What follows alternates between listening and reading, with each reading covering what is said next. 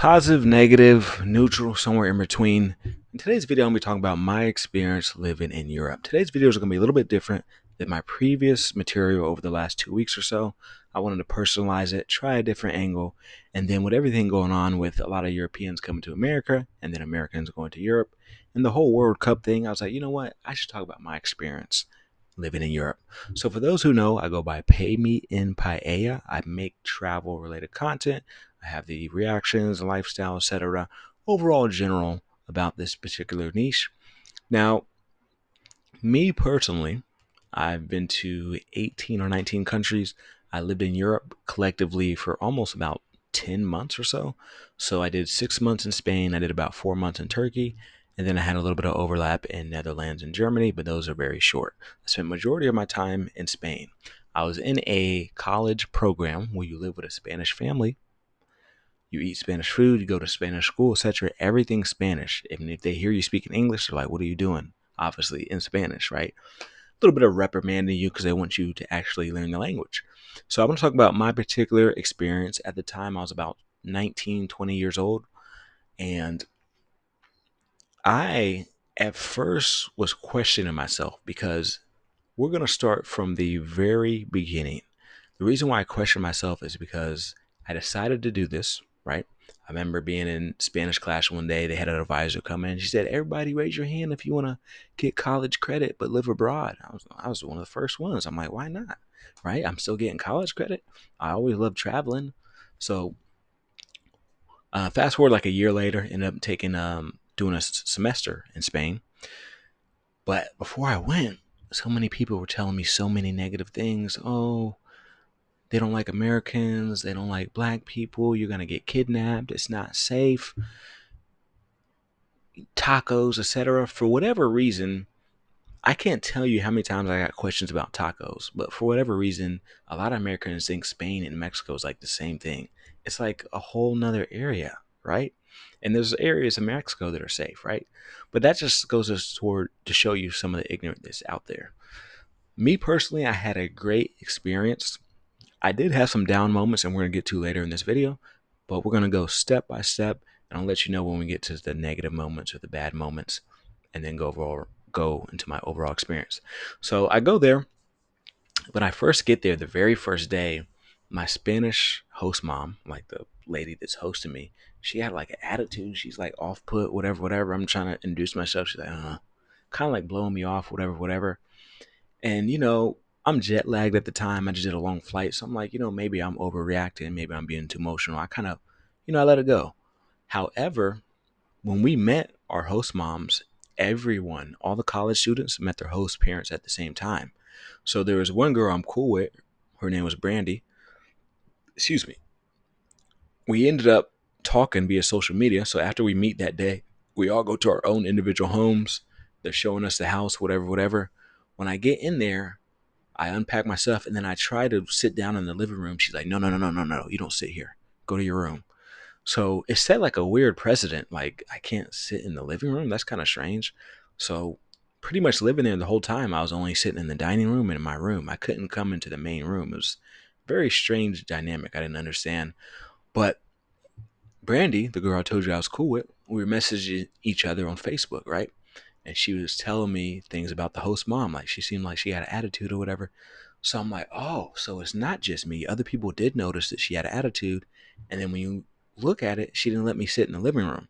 So I kind of had a rough experience. The classes were cool. The people I met were cool. But my living situation, living with that family, was not cool. And this lady was like kind of mentally unstable. And the reason why I say that is because keep in mind what I said, right? Now, as the days go on, we would eat food, whatever, whatever. And like she just would either not make eye contact or just like say some quick stuff in Spanish and kind of disregard. Um, and then, long story short, one time I was cleaning my shoe, right? Because I had dirt on my shoe. She was just like, "What are you doing? You don't clean that in the house, blah blah blah." Which, okay, I kind of that's understandable. I can understand that, but I'm using my own material, to clean the shoe. But if she doesn't want it in her house, I understand. But it was just all these weird little things to eventually to the point where I contacted the school. I was like, switch me to a new um, a new person, a new host mom. And that's when they told me that lady, she actually didn't even want to be a host mom. They said that she jumped on board at the last minute and she didn't want to do it, but she needed the finances. So she was getting paid to be a host mom, but she deep down didn't want to do it. So that explains it. So the school ended up contacting the mother, say, hey, we're going to transfer him to a new program, blah, blah, blah. Once they did that, she started like, when I went home that same day, she almost started crying, looking all sad. So you think another mom's gonna treat you better than me? Blah blah blah. I'm like, man, this lady is mentally unstable. You're showing that you don't want me around, and then when I say I'm gonna go somewhere else, she starts crying and asking all these weird questions. But I met some amazing people. One thing I'll say about meeting people in Spain, you really have to work to be their friend. So in America, I feel like you can talk to someone, you'd be cool with them that same day, hang out later that day, whatever, whatever. It's very laid back, very open, kind of casual, a little bit flaky. But in Spain, it's like they make you work. From my experience, you got to continuous, like, really make effort to talk to them, etc. And in America, like, let's say you see a group of 4 people, you can talk to them and open it up. But in Spain, you may see a group of 4 people start talking, then they still feel kind of timid, kind of shy, kind of like, you know. But once you get in, you get in. So what happened is, I was waiting for some Americans in a place called Plaza de Cervantes, which is like the downtown of that particular city because it was a small city, maybe like 200,000 people, fairly small. So that was our meeting area, the plaza.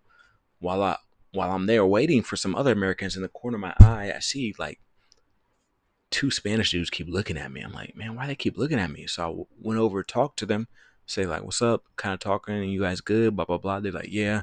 They ended up speaking a pretty good level of English, so it made it click easy. Later that day, I guess they were waiting for friends too. So the 2 more people came and they introduced me. So all of us are talking. I'm like, okay, blah, blah, blah, blah. I even introduced some of the Americans I was with, but I'm the only one who got their contact information. So what happened is I ended up being super cool with them. To this day, some of us still talk, right? And it's been years later. But I say that to say this, that even though you got to work for their friendship, once you're in, you're in. So I met like their sisters, their moms. I went over their mom's house to have dinner. I met their girlfriends, their anyone who's connected to them, whether it's a roommate, whoever, cousin, and that's how it works. So it's like a network. You got to work to get in the network, but once you're in, you're in. Now, I want to talk about Turkey a little bit as well because I was in Turkey for about 4 months, and Spain and Turkey somewhat remind me of each other. The people have somewhat similar phenotypes, right? Same kind of height, hair color, etc. The Turkish language is extremely hard to learn. Even living there 4 months, I think I only picked up maybe 3 or 4 phrases. Like, I'll be like, how do you say this? And it'll be like 5 different words. I'm like, oh, so 5 words equal one word. But I will say this, Spain and Turkey has amazing food. Turkey, or Turkish food, having the best food I've ever had in my life. Like life-changing food. I recommend people go just for the food if you're financially able to. But Turkey, as far as the living there, I would say it was cool. I was in Istanbul, which is like the big city. So you're in 2 continents. You're in Europe and Asia at the same time. Very beautiful, very scenic, very safe for the most part. Both of these places, it's very hard to get firearms. There's not too many people walking around with knives and stuff like that. If you're in Madrid or Barcelona, you got to watch out for pickpocketers. But even then, it's not like people are not going to walk up and just stab you for no reason typically. As far as Istanbul, it's considered pretty safe too. Every once in a while, they'll have certain things, maybe with like bombings or firearms, but it's very rare, right? It's usually just petty crime and people trying to scam you, which is one thing you got to watch out for if they perceive you as having money, or if you're from somewhere like the UK, Canada, United States, etc. They may try to overcharge you, be sneaky, etc. And I can go further in depth into this, and I may even potentially make a guide. I'll keep you updated with that. But make sure you guys like, comment, share, subscribe. I'm here to give you these personal stories and also connect with you on deeper levels. I wanted to touch up on Turkey some more before we get out of here. So, living in Istanbul, one disadvantage or one thing that you'll see that may be not ideal is it can be difficult to meet other foreigners. There are certain pockets where there's foreigners. A lot of East Africans like Somalians, Ethiopians, etc. A couple people from like Northern Europe, etc. But for the most part, even in a city like Istanbul, if you're living there, it's gonna be harder to meet foreigners. Typically, if you meet foreigners, they're just coming for a quick vacation, whatever, passing through. They have a lot of layovers there because they give people free housing. So I think if you're there, if your flight is there, that's how I should just share the story real quick. That's actually how I found Turkey. I had a layover. I think I was going to Spain. Yeah, I was going to Spain one time, and I think my layover was like 10, 11, 12 hours. The first time I stayed the night in the airport, I wrote about it on Facebook, like, oh, I'm staying here this long, blah, blah, blah. A friend reached out to me, like, hey, they actually give you free accommodation in that country? I was like, really?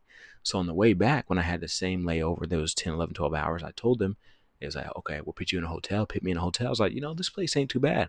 So that's when I ended up coming back for like a month, and then another month, and then another month. I just kept extending, and I was there for about 4 months. And I would say the visa situation is pretty easy, at least during that time. Like you could stay a good amount of time. But yeah, if y'all got any questions, comments, concerns, make sure you leave them down in the comment section or reach out to me on IG. I hope y'all have an amazing night. Peace, peace, peace.